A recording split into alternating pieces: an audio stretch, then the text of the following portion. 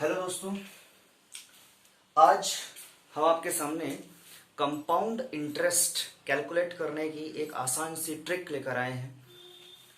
तो पहले बात कर लेते हैं, लेक्चर शुरू करते हैं और डायरेक्ट अपने पॉइंट पे आते हैं। कंपाउंड इंटरेस्ट आखिर है क्या? तो इस पे अगर मैं बात करूं आगे तो एक सिंपल वर्ड में मैं इसे डिफाइन कर सकता हूं कि सक्सेसिव इंक्रीज बढ़ोतरी, क्रमागत बढ़ोतरी या वृद्धि, इसे ही हम कंपाउंड इंटरेस्ट कहते हैं। तो मेरे दिमाग में अभी फिलहाल तो कंपाउंड इंटरेस्ट ना चल के सक्सेसिव चलने लगा। तो इस शब्द का मीनिंग समझते हैं हम सबसे पहले, फिर कंपाउंड इंटरेस्ट पे चलेंगे। तो इससे पहले कि हम कंपाउंड इंटरेस्ट के सारे कंसेप्ट को डील करें, हम सक्सेसिव का मतलब पहले समझ ले तो सब कुछ आसान हो जाएगा। इस एक टर्मिनोलॉजी पे सब कुछ डिपेंडेंट है। तो इसे मैं रफ करता हूं फिलहाल और आपको समझाता हूं ये सक्सेसिव आखिर है क्या। तो इसके लिए मैं कंसेप्ट ले रहा हूं डिस्काउंट का, छूट या बट्टा जिसे आप कहते हैं। मान लीजिए मैंने लिख रखा है कि कोई चीज है एमआरपी की 100 रुपए पे दी जा रही है, मतलब उसकी एमआरपी है 100 रुपए। अब कहता है कि कोई दुकानदार इस तरीके के छूट उसने मेंशन किए हैं, कहता है ये डिस्काउंट है। अच्छा, मैं अगर इस तरीके से इसे लिख सकूं,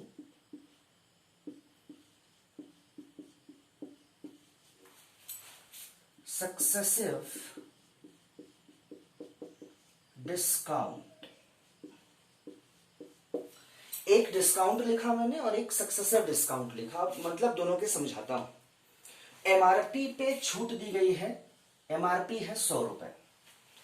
अगर कहता है कि 20%, 50% और 25% का डिस्काउंट है, तो टोटल डिस्काउंट कितना हो जाएगा, इन्हें सिंपली आप ऐड कर दीजिए। तो ये आपको जो कुछ भी दिखाई दे रहा है ये 95% दिखाई दे रहा है। तो 100 रुपए की कोई चीज है, अगर 95% छूट दे दी, डिस्काउंट दे दिया, तो वो चीज तो सिर्फ 5 रुपए में आ जानी है। मतलब दुकानदार अब उसे 5 रुपए में बेच सकता है क्योंकि उसने 95% का छूट दे रखा है। तो ये 95 क्या आया, इक्विवेलेंट डिस्काउंट आया। कब? जबकि उसने ये मेंशन किया है कि वो 20%, 50% और 25% का डिस्काउंट दे रहा है। लेकिन अगर वही उसने लिखा होता सक्सेसिव डिस्काउंट लिख रखा है, तो सक्सेसिव डिस्काउंट का मतलब होता है अगर कोई चीज 100 रुपए की है तो सबसे पहले उसने 20 रुपए की उस पर डिस्काउंट दिया, तो अब वो चीज हमें मिल जाएगी 80 रुपए में। अब इस 80 रुपए पर वो 50% की छूट देगा, तो मुझे ये चीज अब मिल जाएगी 40 रुपए में, हाफ हो रहा है। अब 40 रुपए की ये चीज थी जिसपे उसने फिर से 25 रुपए का डिस्काउंट दिया, तो अल्टीमेटली अब वो चीज मुझे 30 रुपए में मिलेगी, क्या ना। 40 का 25% 10 होता है, तो 10 हटा दिया, तो अब अल्टीमेट प्राइस हो गई 30 रुपए। तो क्रमागत छूट में मुझे इक्विवेलेंट डिस्काउंट अगर निकालना रहा सक्सेसिव डिस्काउंट में, तो कैसे निकालूं मैं? भाई कोई चीज मुझे 100 रुपए की एमआरपी पे 30 डिस्काउंट कितना, अगर 100 रुपए की है, 30 रुपए डिस्काउंट किया तो 70 रुपए का डिस्काउंट हुआ। तो 100 रुपए में वही तो निकाल रहे हैं हम, 70%। तो यहां 95% और यहां 70%। अंतर अब आपको समझ में आया कि सक्सेसिव डिस्काउंट आखिर में है क्या। यह बात मैंने आपको समझा दी। यहां अब मैं इसी कंसेप्ट को आगे लेकर चलूंगा। इसका स्क्रीनशॉट लीजिए, फिर हम आगे बढ़ते हैं।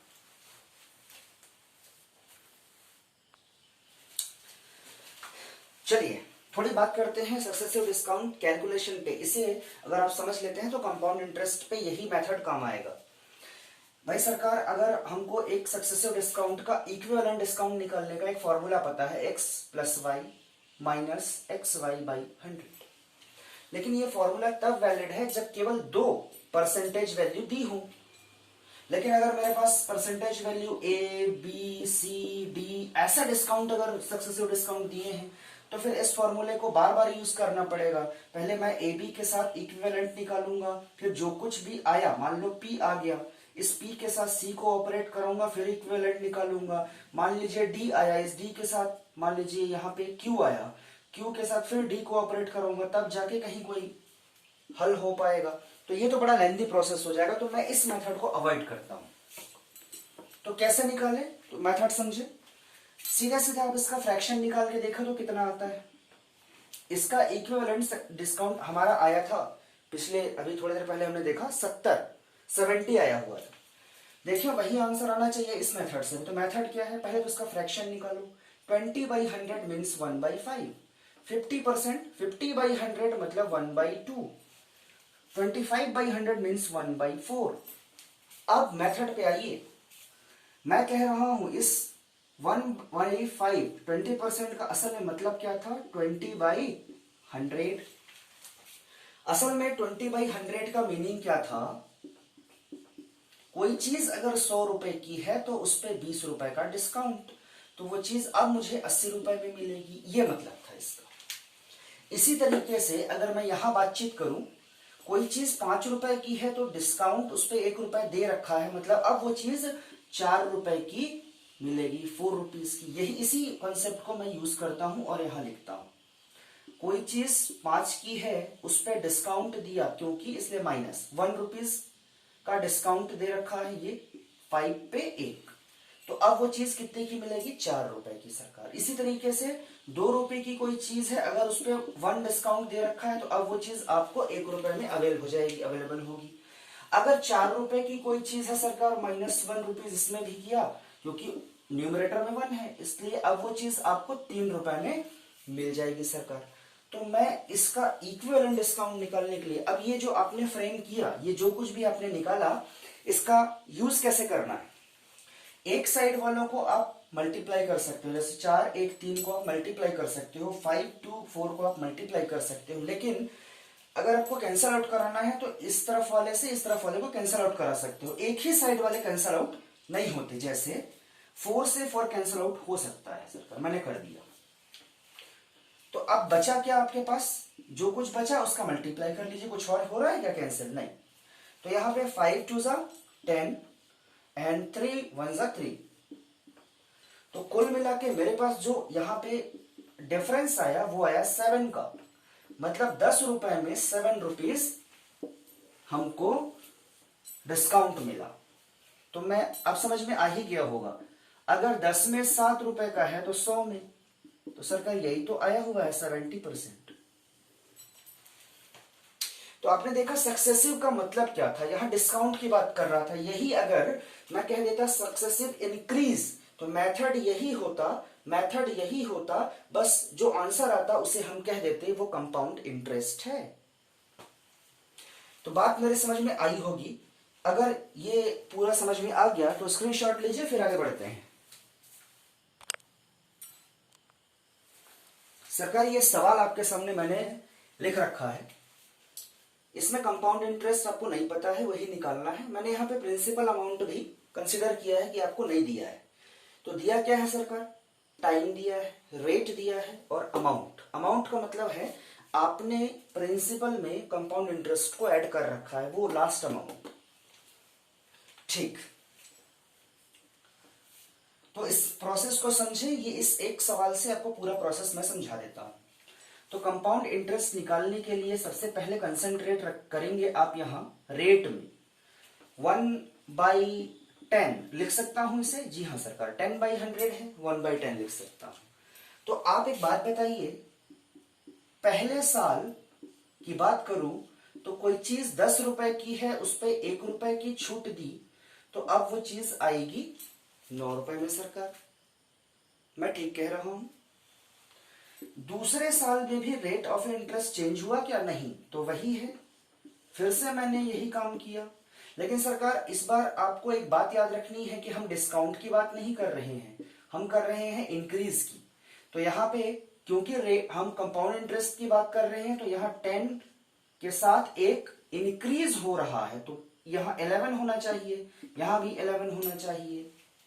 करेक्ट है सरकार। सक्सेसिव इंक्रीज, डिक्रीज होता तो यहां माइनस करके 9 लिख देते, -9 लिख, लेकिन हम तो रेट की बात कर रहे हैं, इंटरेस्ट की बात कर रहे हैं, तो यहां तो चीजें बढ़ेंगी। क्रमागत बढ़ोतरी को ही हम कंपाउंड इंटरेस्ट कहते हैं। ठीक है सरकार, प्रोसेस वही है, अगर कोई कैंसल आउट होता है तो कराएं, अदरवाइज मल्टीप्लाई करके लिख लिया। तो देखें डिफरेंस क्या आया, ये -+21 का आया। अब सरकार ये जो कुछ भी आया हुआ है ये है कंपाउंड इंटरेस्ट। अब सरकार यहां जो कुछ भी लिखा है यही आपका अमाउंट है, और ये जो कुछ भी आपने लिख रखा है इस तरफ लेफ्ट साइड ये है प्रिंसिपल अमाउंट। अगर ये प्रोसेस समझ में आ गया तो सब कुछ आसान है सरकार, बिना फॉर्मूले के। इसकी ब्यूटी है इस मेथड की, आप बिना फॉर्मूले के सब सॉल्व करते हैं।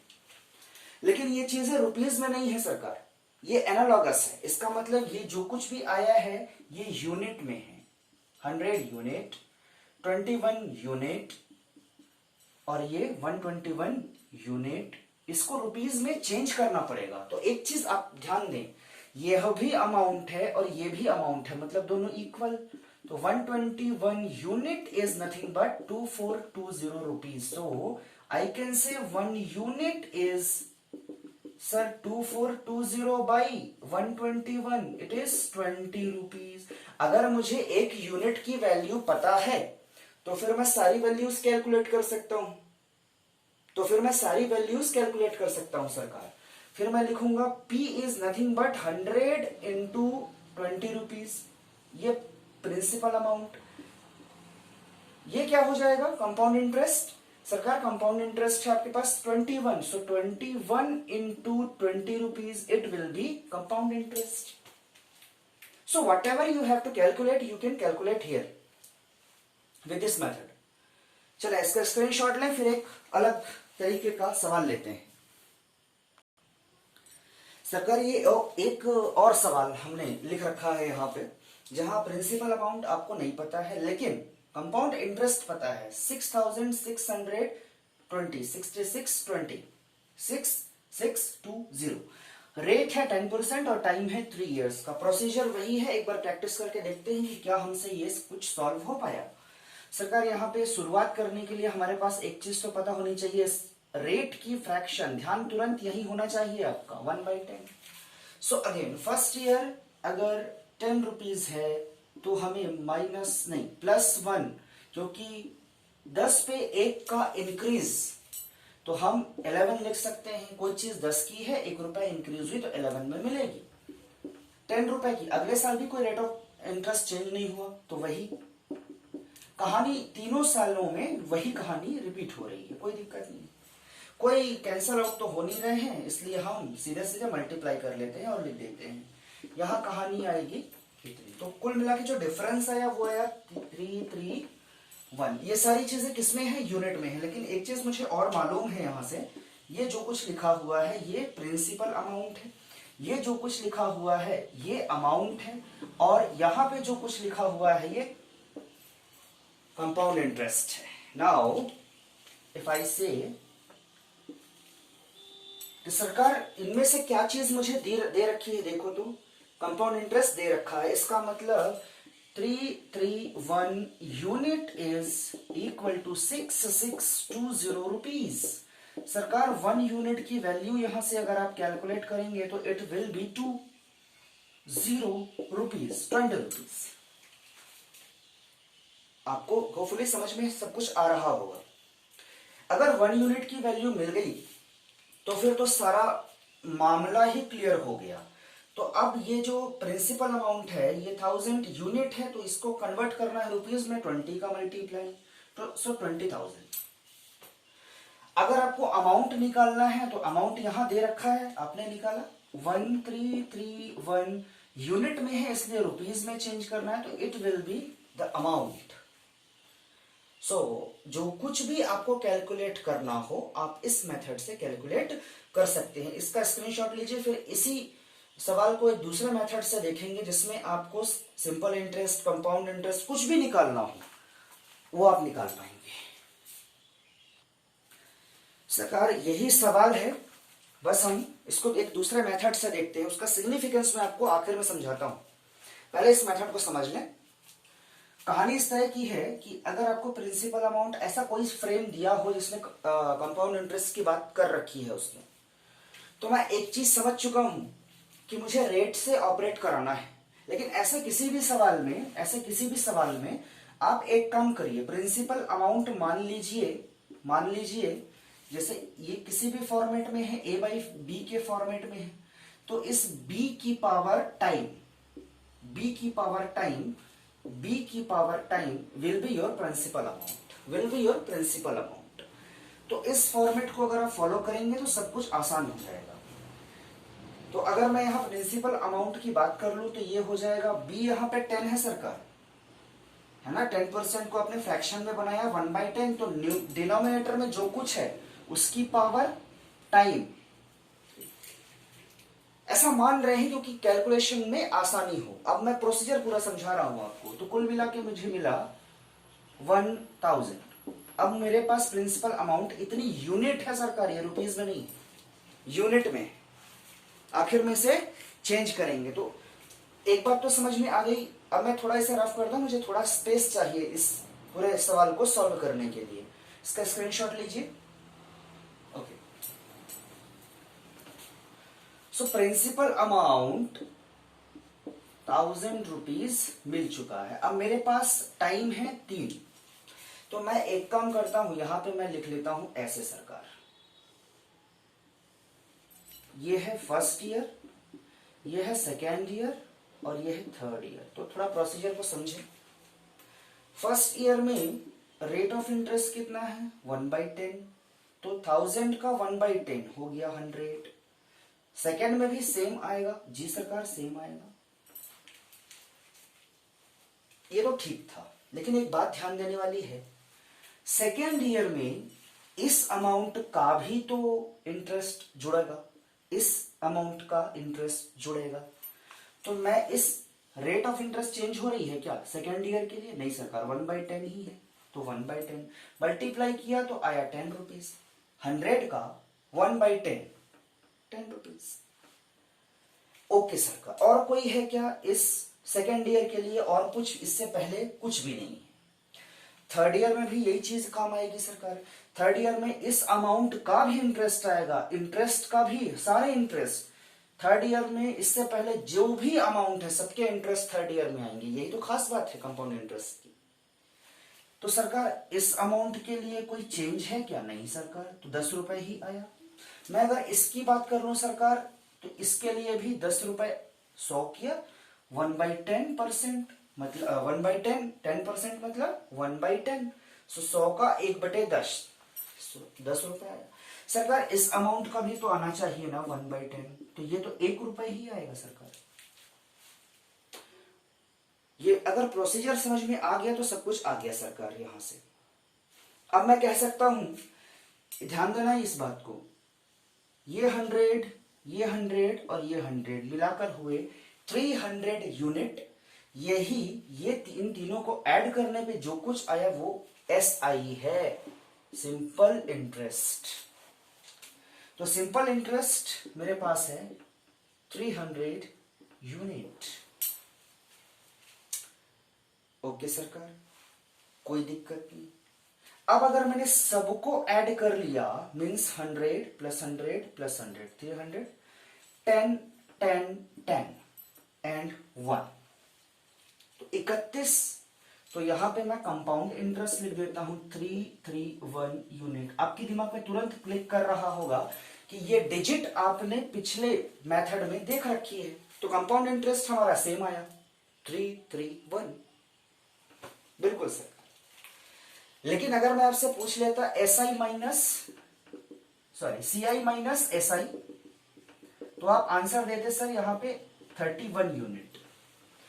तो ये अगर मैं बात कर लूं कि आपने कैसे निकाला, तो आप कहेंगे सर हम इस अमाउंट को, इस अमाउंट को, इस अमाउंट को और इस अमाउंट को जोड़ दें, तो अब जो कुछ भी आया है वो CI माइनस SI। कभी कभी एग्जाम में CI ना देकर CI माइनस SI दिया होता है, तब कैसे करेंगे?